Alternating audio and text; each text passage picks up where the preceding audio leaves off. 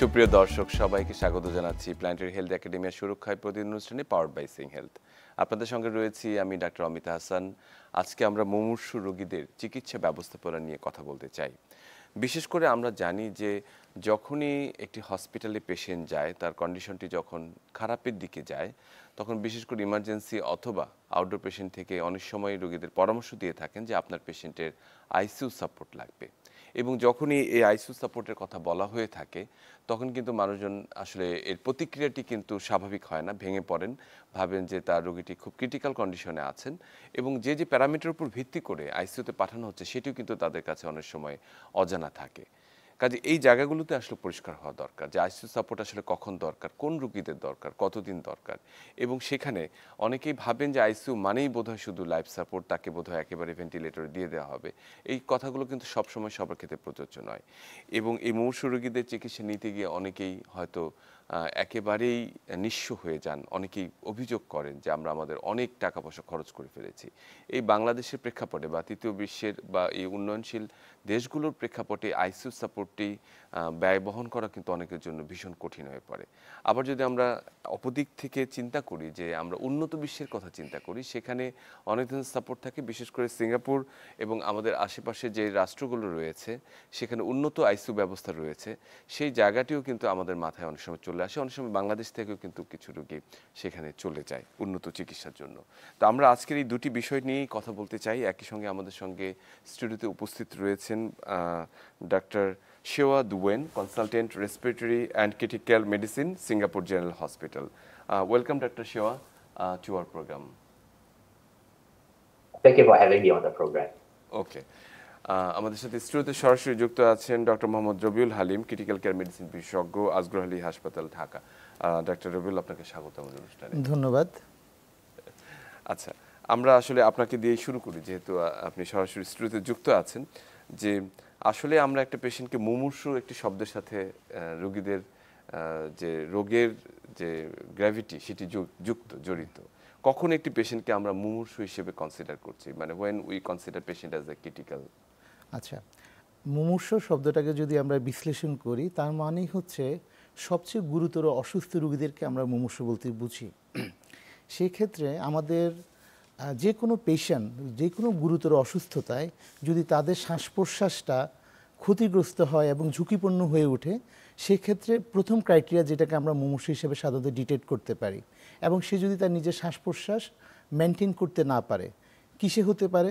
সে গুরুতরভাবে অচেতন হয়ে গিয়েছে, হতে পারে সেটা স্ট্রোক থেকে, আমাদের মস্তিষ্কে যে কোনো আঘাতজনিত কারণ থেকে, হতে পারে সেটা খিঁচুনি থেকে। সো যে কোনো ডিজিজ এবং যে কোনো ইনসাল্টে যদি তার মস্তিষ্ক ক্ষতিগ্রস্ত হয় এবং সে গুরুতর অচেতন হয়ে যায়, যার ইমিডিয়েট শ্বাসতন্ত্রের সুরক্ষা প্রয়োজন এবং শ্বাসযন্ত্রের ব্যবহারের প্রয়োজনীয়তা দেখা দিয়েছে, সেটি মুমূর্ষুর একটি বড় ক্রাইটেরিয়া। এছাড়াও আমরা আমাদের ক্রিটিক্যাল কেয়ার মেডিসিনে বলি যে একাধিক গুরুত্বপূর্ণ অঙ্গ প্রত্যঙ্গ যদি ক্ষতিগ্রস্ত হয় বা মেনটেন করতে না পারে, যেখানে সাপোর্ট প্রয়োজন, সেকেও আমরা গুরুতর অসুস্থ রোগী হিসেবে বিবেচনা করি। আমি যদি উদাহরণ হিসেবে দিই, একজন পেশেন্টের আগে থেকে হয়তো ওনার হৃৎপিণ্ডের বা হৃদযন্ত্রের সমস্যায় ভুগছেন, তার ব্লাড প্রেশারটা অনেক কম, পাশাপাশি এই পেশেন্টের যদি ডায়ালাইসিস প্রয়োজন বা অন্যান্য অর্গান সাপোর্ট প্রয়োজন, তাহলে সেক্ষেত্রেও কিন্তু পেশেন্টের আইসিইউ সাপোর্ট প্রয়োজন হয়। এছাড়াও কখনো কখনো একটি অঙ্গ প্রত্যঙ্গও যদি ক্ষতিগ্রস্ত হয়, কিন্তু আমার বিভিন্ন ধরনের অ্যাডভান্স চিকিৎসা প্রয়োজন, যেখানে কন্টিনিউয়াস মনিটরিং প্রয়োজন। যেমন আমি শুরুতেই বলেছি যে কারো রক্তচাপ কমে গিয়েছে, তাকে এমন আমরা ওষুধ দিচ্ছি যেখানে আমাদের কন্টিনিউয়াস কার্ডিয়াক মনিটরিং প্রয়োজন। তারপর আমরা অনেক সময় কিছু ইমার্জেন্সি ড্রাগস দিই, ইলেকট্রোলাইটস কারেকশান দিই, যে সময়টা আমাদের হৃৎপিণ্ডের গতিটা অনিয়মিত হয়ে যাওয়ার একটা আশঙ্কা থাকে। সেই ক্ষেত্রেও কিন্তু আমাদেরকে মনিটরিংয়ে থেকে, এই ক্রিটিক্যাল কেয়ার ইউনিটি থেকে কিন্তু এই মুমূর্ষু রোগীদের কিন্তু আমরা চিকিৎসাটা আমাদের মুমূর্ষু হিসেবে বিবেচনা করি। একেবারে ঠিক বলেছেন। আসলে যে এই ধারণাটি আসলে পরিষ্কার হওয়া প্রয়োজন যে আসলে কাদেরকে আমরা বিবেচনা করছি যে এই স্পেশাল সাপোর্টের জন্য বা আইসিইউ সাপোর্টের জন্য। Thank you. Let me come to doctor Shewa. So, Shewa, I just discussed with Dr. Rabiul that which patient we consider as a critical, which patient actually need. So what is the admission criteria in ICU in your country, in your hospital? Which patient are considered to be set into ICU as your consideration? Any mark or any benchmark is for there?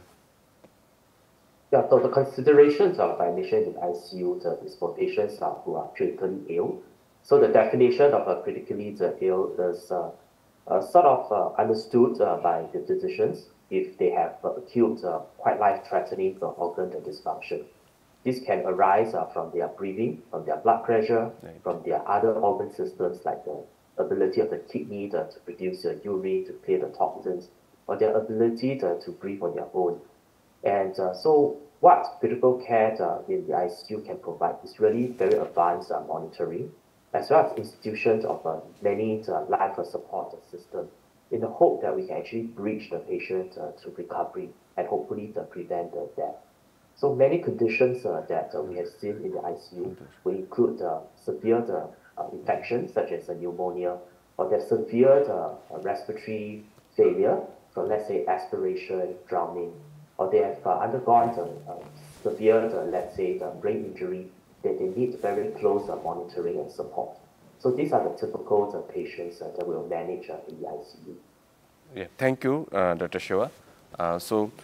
Dr. Rabiul, আমরা যদি একটু আসতে চাই যে আমরা ICU সাপোর্টের কথা বলেছি, আইসিইউর যে একটি ক্রাইটেরিয়া বা যে ব্যাপারগুলো রয়েছে, আমরা যদি কি ধরনের আইসিইউ আসলে আমাদের দেশের জন্য আপনারা নির্ধারণ করেছেন? অনেক সময় দেখা যায় পেশেন্টকে নানান ধরনের আইসিইউতে পাঠানো হয়ে থাকে। কি ধরনের আইসিইউ ব্যবহার করে থাকেন আপনারা? আচ্ছা, আইসিইউ যেটিকে আমরা ইন্টেনসিভ কেয়ার ইউনিট বলি, আমাদের দেশে আসলে অধিকাংশ আইসিইউ আমরা যাদের জেনারেল আইসিইউ বলি, সেখানে আসলে সব ধরনের গুরুতর অসুস্থ রোগীকে চিকিৎসা দেওয়া হয়।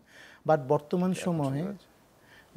সময়ে যুগের চাহিদা অনুযায়ী এবং পেশেন্টের প্রয়োজন অনুযায়ী এই আইসিইউ কনসেপ্টটা কিন্তু একটু ডাইভার্স হয়ে গিয়েছে। আমরা সেখানে অর্গান স্পেসিফিক বিভিন্ন আইসিইউ আছে, যেমন সার্জিক্যাল আইসিইউ, জেনারেল আইসিইউর পাশাপাশি নিউরো ক্রিটিক্যাল কেয়ার বা নিউরো আইসিইউ এবং নেফ্রো ক্রিটিক্যাল কেয়ার, এবং কার্ডিওলজির ক্ষেত্রে সাধারণত আমরা যেটা বলি করোনারি কেয়ার ইউনিট, সেটাও কিন্তু এক ধরনের ক্রিটিক্যাল কেয়ার ইউনিট। এছাড়াও কার্ডিয়াক অপারেশন পরবর্তীতে যেটা আমরা সিটি সার্জারির পরেও যে আইসিইউটা নিবিড় পরিচর্যার প্রয়োজন হয়, সেটিও কিন্তু আইসিইউর একটা শ্রেণীবিভাগের মধ্যে পড়ে। এছাড়াও বাচ্চাদের ক্ষেত্রে আমরা পেডিয়াট্রিক আইসিইউ এবং নবজাতকের ক্ষেত্রে নিউনেটাল আইসিইউ। সো সাধারণত সাব ডিভিশন এই বিষয়গুলোতে সাধারণত আইসিইউ সেবাটা বিশেষায়িত সেবাগুলো প্রদান করা হয়। বিভিন্ন ধরনের আইসিইউর কথা বললেন, এবং অনেক সময় দেখা যাচ্ছে যে রোগীরা কনফিউজড হয়ে যায় যে এক ধরনের আইসিইউর কথা এক রকম, কিন্তু সেটি তার অবস্থার প্রেক্ষাপটে আসলে রয়ে যায়। Dr. Shewa, so the next question is for you. The ICU is a kind of teamwork, so different doctors, nurses, other healthcare providers are giving the support to the patient. So what are the support, actually the teamwork is going on there, and what are the monitoring you did there for the patient, for the assessment of the patient, and what you do in the ICU for first 24 hours and next 24 hours, what are the documentation and other things? Can you explain, please? So as you correctly said, the ICU is really requiring quite a multidisciplinary team to manage patients who are critically ill. So the different healthcare workers have different roles and responsibilities. The medical physicians ideally should have a good training in intensive care, so they understand the physiology of patients who are critically unwell. They know what interventions is needed to stabilize the patient. They also need the bedside critical care nurses to really be at the patient's bedside to really manage all the nursing-related care, and also institute measures that will help to prevent subsequent complications such as infections. In our ICU, we are also supported by our critical care respiratory therapists, who are really very well trained in the support of the use of a breathing machine to support the patients, and also titrate the breathing machine such that they can work nicely with the patient, so that the patient are taken care of and do not suffer from any harm while on the machines. We are also blessed to have critical care pharmacists who really understand some of the drug-drug interaction that we use, and also how to tailor some of these medications for some patients who are going into multiple different organ failure and really help the medical team to adjust the doses as well as the infusion rate for these medications. And in terms of the other healthcare workers, we also have physiotherapists who work with us in the ICU. These are really the critical component of the ICU team because they help the patients to start very early the ICU mobilization so that they can actually prevent some of the deep conditioning that we often see in the ICU when they're immobile or when they're severe illness. So we really want to start the rehabilitation process early on. So as you can see, the ICU is really something very multidisciplinary. And in terms of the equipment that we have in the ICU, it's really about supporting the patient's various organ system. So we have the breathing machines, or what we call the ventilator. And now that we are also using other forms of high level of oxygen support, such as high flow nasal cannula. So these are actually machines to actually support the patient's own breathing, make sure that they are not critically low, and they are on continuous monitoring of their vital signs. And this monitoring are also usually centralized, so that if there's any disturbance in their parameters, it's immediately alerted to the attending nurses or the physicians, so that they can be attended to immediately. The other supporting kind of equipment that we have in the ICU is things like the dialysis machine. So conventionally, when you think about dialysis machine, this is a bit different from the community dialysis, where the patient comes every 3 days, 3 times a week to do very short-term dialysis. But in the ICU, that they may not be able to tolerate that level of very fast, aggressive dialysis in very short period of time. So we have continuous dialysis machine that actually runs the support on over 24 hours. So our bedside nurses are really trained to use this dialysis machine and to do adjustments so that they can cater to the patient's development. So this is really a place where a lot of high-end equipment as well as very well-trained nurses comes together so that we can quickly implement life-saving interventions for the critically ill patient. Okay, thank you doctor Shewa. So আমি যদি একটু summarise করি, রবিউল আপনার সাথে যদি share করি যে doctor শেওয়া যে কথাটি বললেন যে একটা আইসিইউর যে বললি যে পুরো ইনফ্রাস্ট্রাকচারের কথা উনি বলেছেন, একই সঙ্গে যে মনিটরিং সিস্টেম, যেটা সেন্ট্রাল মনিটরিং ব্যবস্থা থাকবে, সেখানে ভেন্টিলেটর মেশিন বা যেটা রেসপিরেটরি সাপোর্ট দেওয়ার যে বিষয়টি থাকবে সেটিকে উনি খুব গুরুত্বের সাথে কনসিডার করেছেন। একই সঙ্গে যে ডায়ালাইসিসের বিষয়টিকে উল্লেখ করেছেন, কন্টিনিউয়াস ডায়ালাইসিসের বিষয় রয়েছে, এবং একই সঙ্গে পেশেন্টের ব্লাড প্রেশার, পেশেন্টের আদার্স যে বিশেষ করে হার্টের রিদম এবং তার যে আমরা বলবো যে আর্টেরিয়াল ব্লাড গ্যাস অ্যানালাইসিস সহ আরও যে নিয়মিত যে প্যারামিটারগুলো রয়েছে সেইগুলো কিন্তু মনিটর করার জন্য অনেক ক্ষেত্রে আইসিইউতে 1:1 সাপোর্ট প্রয়োজন হয়। প্রত্যেকটি পেশেন্টের জন্য একজন করে নার্সের প্রয়োজন হয় এবং সেন্ট্রাল মনিটরিং সিস্টেম থাকে। যখনই যেখানে কোনো ধরনের সমস্যা তৈরি হয় সেটি সিগন্যাল দিতে থাকে এবং ওনারা সেটাকে খুব সহজেই ডিটেক্ট করতে পারেন, অ্যাটেন্ড করতে পারেন। এবং এটি একটি টিম ওয়ার্ক হিসেবে উনি উল্লেখ করেছেন যে শুধুমাত্র যে একজন ক্রিটিক্যাল কেয়ার মেডিসিনই তার জন্য যথেষ্ট নয়, এর সাথে সংশ্লিষ্ট যারা রয়েছেন তাদের সহযোগিতা দরকার। যারা বিশেষ করে আইসিইউ নার্স যারা রয়েছেন তাদের একটি গুরুত্বপূর্ণ ভূমিকা সেখানে রয়েছে। একই সঙ্গে আমি বলবো যে আদার যে ইনফ্রাস্ট্রাকচারাল যে সুবিধাগুলো রয়েছে অনেক ক্ষেত্রে সেটির কথা উনি উল্লেখ করেছেন। আমি সরাসরি আপনার কাছে আসতে চাই যে বাংলাদেশের, উনি তো ওনার প্রেক্ষাপটে সুবিধাগুলোর কথা বলেছেন, বাংলাদেশের প্রেক্ষাপটে যেখানে আপনি কাজ করছেন, আপনি পাবলিক এবং প্রাইভেট উভয় জায়গাতে আপনার অভিজ্ঞতা রয়েছে, যে আসলে বাংলাদেশের আইসিইউগুলোর আসলে বর্তমান অবস্থাটি কী? আমরা খুব সংক্ষেপে জানতে চাই যে আমরা কী কী ধরনের সুবিধাগুলো পেয়ে থাকি সেখান থেকে। আচ্ছা, আমি যদি আইসিইউতে ন্যূনতম সার্ভিসটা প্রোভাইড করতে চাই তাহলে কিন্তু আমাকে এই কোঅর্ডিনেটেড টিম ওয়ার্ক, যেটা বললেন যে সিঙ্গাপুর ন্যাশনাল ইউনিভার্সিটি হসপিটাল যা আছে, আমাদের এখানকার অধিকাংশ কর্পোরেট হসপিটালে একই সুযোগ বিদ্যমান। এখানে অনেকগুলো দক্ষ পেশাজীবীর যে একটা সমন্বয়ের প্রয়োজন যেমন আছে, পাশাপাশি আরেকটা জিনিস আমি এখানে উল্লেখ করতে চাই যে ডায়ালাইসিস বা আমাদের ব্লাড প্রেশার মনিটরিং বা মেনটেন করার পাশাপাশিও আইসিইউতে আমাদেরকে অনেক ইমার্জেন্সি প্রসিডিউরও করতে হয়। যেমন অনেক সময় ইমার্জেন্সি আমাদেরকে বুকে নল দিতে হয়, যেটাকে আমরা টিউব থরাকোস্টমি বলি। অনেক সময় বিভিন্ন সেন্ট্রাল লাইন আমাদেরকে করতে হয়, ইনভেসিভ আর্টেরিয়াল লাইন করতে হয়, বেডসাইড ট্রাকিস্টমি করতে হয়। সো অনেক আমাদেরকে মাইনর টু মেজর প্রসিডিউরও অনেক সময় পেশেন্টের আইসিইউ সাপোর্টে করতে হয়। So it's a holistic approach. এখানে বায়োমেডিক্যাল ইঞ্জিনিয়ারিংয়ের একটা ভালো গুরুত্বপূর্ণ ভূমিকা ভূমিকা থাকে। রয়েছে, right? প্রত্যেকটা মেশিন অপটিমাম ফাংশন কিনা সেই জিনিসটা আমাদেরকে নিশ্চিত করতে হয়। ইমার্জেন্সি ল্যাব এনশিওর করতে, যেটা আপনি অলরেডি বলেছেন, বলেছি। Arterial blood gas analysis, emergency electrolytes and others biochemical test, bedside. So প্রত্যেকটা জিনিসের কিন্তু একটা সমন্বিত যে ব্যবস্থাপনা, এটা আমাদের দেশের কর্পোরেট হসপিটালগুলোতেও আছে। তবে আমাদের দেশে যে জিনিসটা ল্যাকিং সেটা হচ্ছে ক্লিনিক্যাল ফার্মাসিস্ট। এই কনসেপ্টটা এখন আমাদের এখানে ওয়াইডলি অ্যাকসেপ্টেবল না।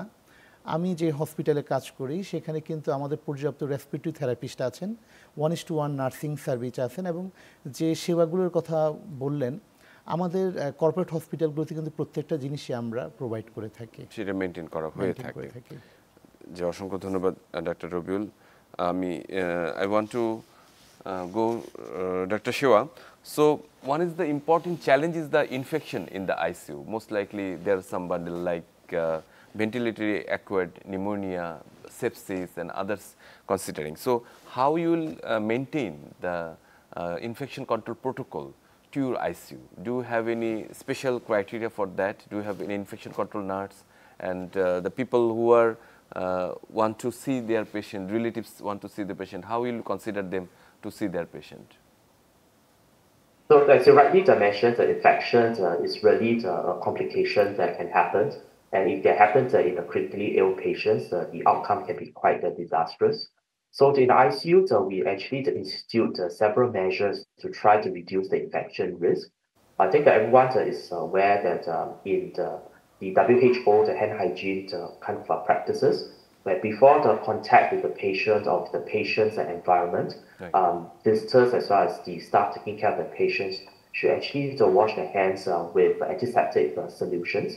So to facilitate this every bed and every location where there's a potential touch point, we actually provide disinfectant solutions for the patient. And what we also routinely do for the patient is to really categorize them into if they harbor certain highly infectious or potential drug-resistant organisms in their body. We tend to actually put them in a special location or what we call the isolation area.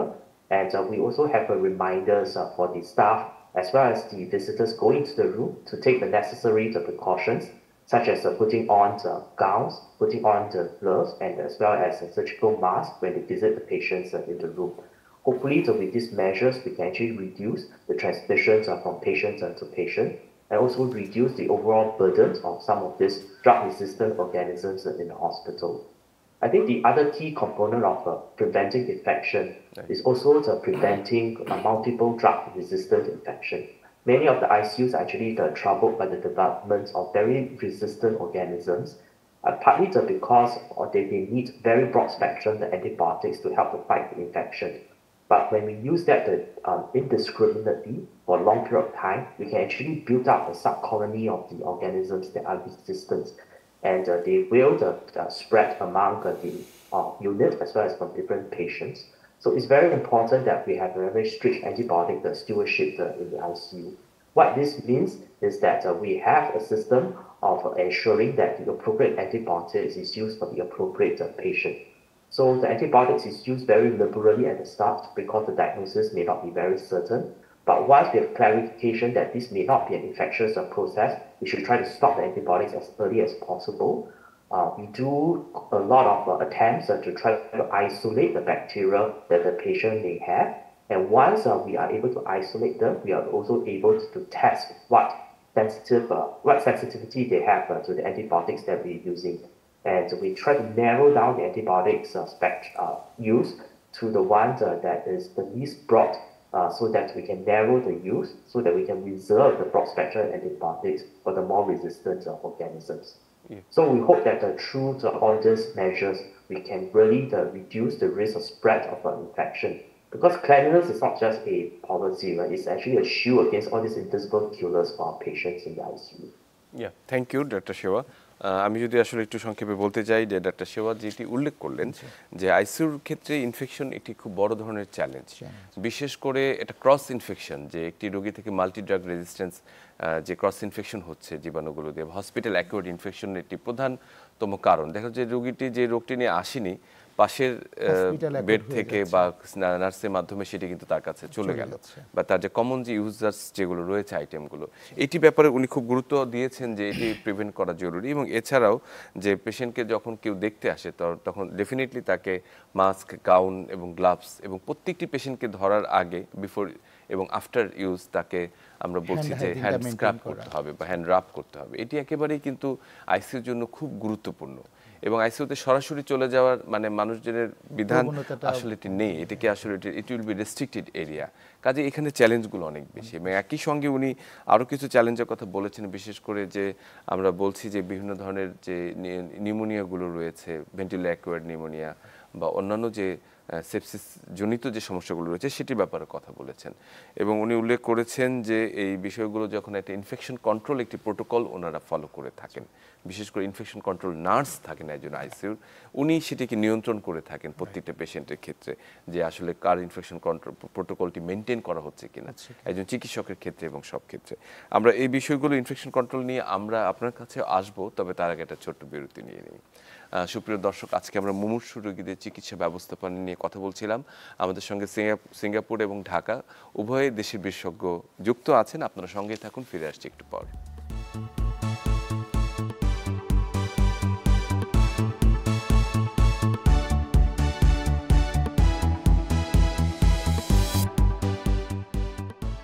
সবাইকে আরেকবার স্বাগত জানাচ্ছি সুরক্ষায় প্রতিদিন অনুষ্ঠানে। আপনাদের সঙ্গে রয়েছে আমি ডাক্তার অমিতা হাসান।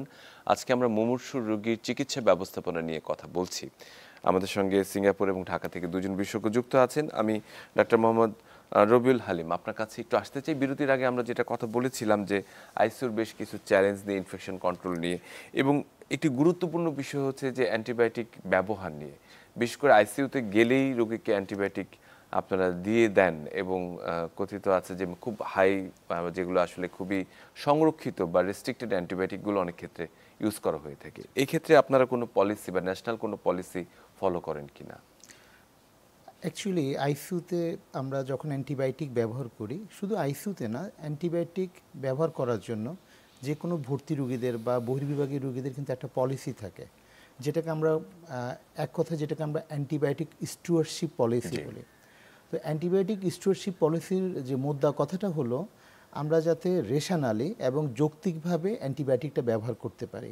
যে কখন আমরা অ্যান্টিবায়োটিক শুরু করব, কি গ্রুপের অ্যান্টিবায়োটিক দিয়ে শুরু করব, সেটা কতদিন থাকবে, কি ডোজে থাকবে, কখন সেটি আমরা কমাবো এবং কখন সেটিকে আমরা চেঞ্জ করব, এই প্রত্যেকটা বিষয় কিন্তু অ্যান্টিবায়োটিক স্টুয়ারশিপের মধ্যে চলে আসে। যে প্রশ্নটি আপনি করলেন যে আইসিইউতে অনেক বেশি অ্যান্টিবায়োটিকের ব্যবহার হয়, সেটার প্রাসঙ্গিকতা কতটুকু, বা আমরা অনেক বেশি রিজার্ভ অ্যান্টিবায়োটিকগুলো কিন্তু অনেক সময় শুরুতেই ব্যবহার করি। এক্ষেত্রে আমাদের সামনে যে চ্যালেঞ্জটা চলে আসে সেটা হচ্ছে, যখন একটি পেশেন্ট আইসিইউতে আসেন, অধিকাংশ ক্ষেত্রে উনি ইতিমধ্যে কিন্তু দেখা যাচ্ছে যে অনেক দিন হসপিটালের হয়তো অন্তর্বিভাগে ভর্তি, অথবা বহির্বিভাগে থেকে উনি অ্যান্টিবায়োটিক একটা কোর্স পেয়ে এসছেন, তারপরও দেখা গেছে যে তার উন্নতি হয়নি, বরং আরও অবনতি হয়েছে। এবং সেক্ষেত্রে যদি উনি অলরেডি একাধিক গ্রুপের অ্যান্টিবায়োটিক পেয়ে যান, আমাদেরকে আসলে তখন প্রাথমিক রিজিমে যাওয়ার অপশনটা থাকে না। এর পাশাপাশি নাউডেজ আমাদের পিসিআর বেস অনেকগুলো ডায়াগনস্টিক মডালিটিস আছে, যেখানে আমরা 1 ঘন্টার মধ্যেই কিন্তু আমরা এখন জীবাণু শনাক্ত করতে পারি। তো সেটাও কিন্তু আমাদেরকে গাইড করে, যদি রেজিস্ট্যান্স অর্গানিজম থাকে তাদের কিন্তু প্রোটোকলটা কিন্তু সাধারণ কমিউনিটি অ্যাকোয়ার্ড, যেটা আমাদের সচরাচর কমিউনিটিতে যে ধরনের ইনফেকশানের প্রাদুর্ভাব বা প্রিভ্যালেন্স থাকে তার চেয়ে ডিফারেন্ট। সো হসপিটাল অ্যাকোয়ার্ড বা আইসিইউ ইনফেকশনের ক্ষেত্রে সাধারণত আমাদেরকে ওষুধ প্রতিরোধী জীবাণুগুলোকে নিয়েই কিন্তু ডিল করতে হয়। সো এই ক্ষেত্রে আমি যদি প্রাইমারি রেজিম হিসেবে ওই জীবাণুর অ্যাগেনস্টে কার্যকরী ওষুধ না দিই, সেক্ষেত্রে ট্রিটমেন্ট ফেলিউরের সম্ভাবনাটা অনেক বেশি থাকে। একাধিক অ্যান্টিবায়োটিক ব্যবহারের যে বিষয়টা, কিছু মারাত্মক জীবাণু আছে যারা সাধারণত বাই প্রোটোকল তাদেরকে সাধারণত আমাদের সিঙ্গেল অ্যান্টিবায়োটিক দিতে হয় না। যেমন আমি ক্লেবশিলা, সিডোমোনাস, অ্যাসেন্টোব্যাক্টার, এই যেহেতু জীবাণুর ক্ষেত্রে অ্যাটলিস্ট বলা হয় যে 2 গ্রাম নেগেটিভ অ্যান্টিমাইক্রোবিয়াল আমাদেরকে চুজ করতে হয়। তো আপনি যদি দেখেন এই যে সামগ্রিক যে পরিকল্পনাটা যে আমি কিভাবে এই জীবাণুর অ্যাগেনস্টে আমার যুদ্ধটা করব, সেক্ষেত্রে কিন্তু এটা গাইডলাইন আছে, যেমন আইডিএসএ গাইডলাইন আছে, ইউএসএফডি এর গাইডলাইন আছে, ইনফেকশনস কন্ট্রোল কমিটি থেকে। এখানে লোকাল জীবাণুর প্রবণতাটা খুব ইম্পর্টেন্ট। আমার ইনস্টিটিউশনে কী ধরনের জীবাণুর প্রিভ্যালেন্স বেশি, কালচার রিপোর্টে কী কী আসছে, সেটা কী ধরনের ওষুধে প্রতিরোধী, এই প্রত্যেকটা বিষয় বিবেচনা করে আমাদেরকে কিন্তু অ্যান্টিবায়োটিক সিলেকশন করতে হয় একেবারে। তো এই জন্য অনেক সময় দেখা যায় যে আসলে এটা বাহুল্য মনে হয়, কিন্তু সবসময় সেটি অযৌক্তিকও না, যুক্তিসঙ্গতভাবেই অনেক সময় প্রয়োজন হয়ে পড়ে। জি, অসংখ্য ধন্যবাদ ডক্টর রবিউল। দর্শক, আপনারা জানেন আমাদের সঙ্গে যুক্ত আছেন ডাক্তার শেওয়া দুয়েন, যিনি কনসালটেন্ট রেসপিরেটরি এবং critical care medicine Singapore General হসপিটালে কর্মরত আছেন। আমরা তার কাছে যাচ্ছি। Doctor Shewa, so let's consider one question for you, that is it is very important, what are the advancement in the ICU care in Singapore right now, at contrast to the worldwide? So what are newer technique and newer advancement you are launching at your hospital? So I work in the medical intensive care unit, taking care of many patients with very severe respiratory failure. So in this area, we actually have been performing extracorporeal membrane oxygenation support, or what we call ECMO, for patients that have severity of a disease that goes beyond what we can support on the traditional mechanical ventilator.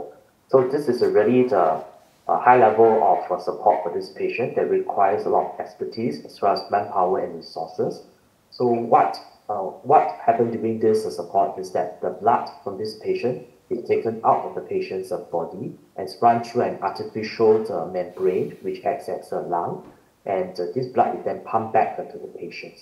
In this way, we hope that we can support the patient's gas exchange and hopefully to reduce the intensity of the support that is given by the mechanical ventilator. And the reason for doing so is so that we can actually rest the lung, because mechanical ventilator, when used for high intensity or used for long period of time, do have the potential to further worsen the lung function.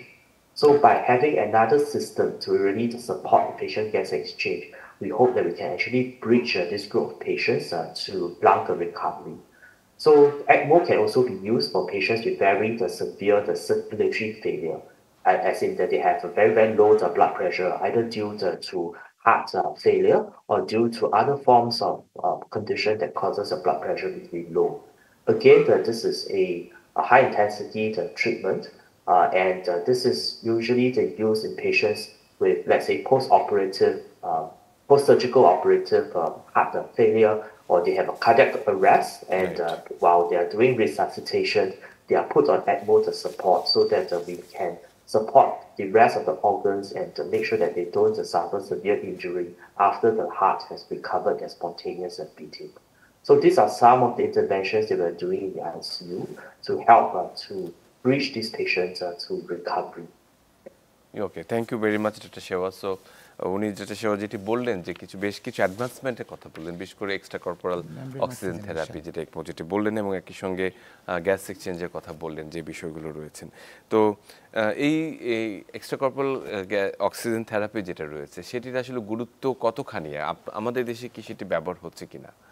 আচ্ছা, আমি যদি এক কথায় বলি, what next to mechanical ventilator, আমি যদি একটা mechanical ventilator দিয়ে আমার desired oxygenation, carbon dioxide level maintain করতে না পারি, তাহলে আমাকে নেক্সট যে ধাপটা অনুসরণ করতে হবে সেটাই হচ্ছে এক্সট্রা কর্পোরিয়াল মেমব্রেন অক্সিজেনেশন। এটি অনেকটি ডায়ালাইসিস মেশিনের মতো, যেক্ষেত্রে আমরা যেমন আমাদের বর্জ্যগুলো শরীর থেকে বের করে দিচ্ছি, তেমনি এই ECMO মেশিন দিয়ে আমরা আমাদের রক্তের সাথে অক্সিজেন ব্লেন্ড করতে পারছি, কার্বন ডাইঅক্সাইড রিমুভ করতে পারছি। সো ওই সময়টায় vitals organ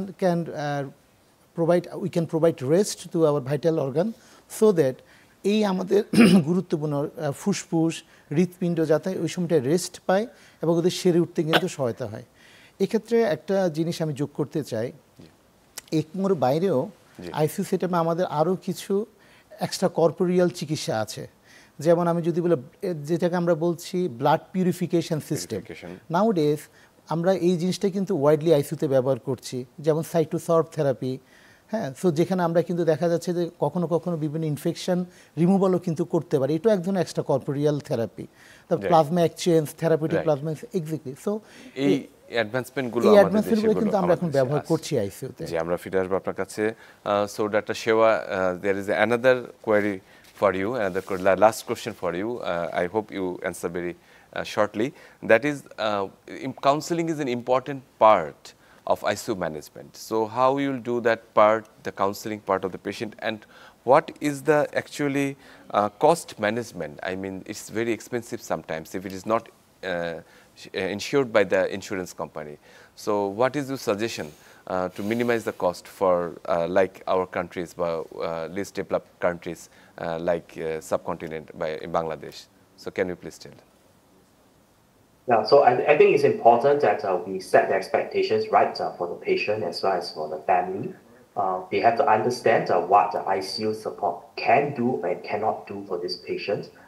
When they are critically ill, I think we have to really calibrate whether the patient's prognosis is going to change with the Yeah. ICU care. If he strongly feels that this is something that would benefit the patient, not just saving life, but also providing good quality life after the ICU, then I think we really need to let the patients and the family understand the purpose. Regards to containing cost, I think this is something that every countries struggles with, whether you are from the developed countries or developing countries. ICU cost is a very, very significant proportion. So we have to adhere to standard of care. We should implement a bundled care that has been shown to improve the outcome, and we need to audit all this outcome so that we know that we are doing a good job in a cost-effective fashion. Okay, thank you very much. Thank you very much, Dr. Shewa, for joining us, and hope you will see very soon again. আপনাকে অসংখ্য ধন্যবাদ doctor Mohammad Rabiul Halim আমাদের সাথে এতক্ষণ যুক্ত থাকার জন্য এবং মুমূর্ষু রোগীদের জন্য ক্রিটিক্যাল কেয়ারের নানান পরামর্শ দেওয়ার জন্য। নিশ্চয়ই ভবিষ্যতে আবার কথা হবে আপনার সঙ্গে। সুপ্রিয় দর্শক, আজকে আমরা সত্যিকার অর্থেই একটি সিঙ্গাপুর জেনারেল হসপিটাল, যেখানে আসলে উন্নত স্বাস্থ্য ব্যবস্থাটি প্রতীক হিসেবে দেখা হয়, তাদের আইসিইউর ব্যবস্থাপনা এবং একই সঙ্গে আমাদের দেশে যে আইসিইউর ব্যবস্থাপনা, তার সঙ্গে একটি তুলনামূলক বিষয় নিয়ে আমরা আলোচনা করেছি এবং আমরা দেখেছি অনেক ক্ষেত্রেই দুটির ধারাবাহিকতা কিন্তু একই, এবং সেটি যদি আসলে সামনের দিকে এগিয়ে নেওয়া যায়, আরও একটু যদি ভালোভাবে কনসিডার করা যায়, তাহলে নিশ্চয়ই এই সেবাটি আরও উন্নততর হবে এবং দেশের মানুষ এবং উন্নততর আইসিইউ সেবা পাবে। সবার জন্য শুভকামনা থাকলো, ভালো থাকবেন।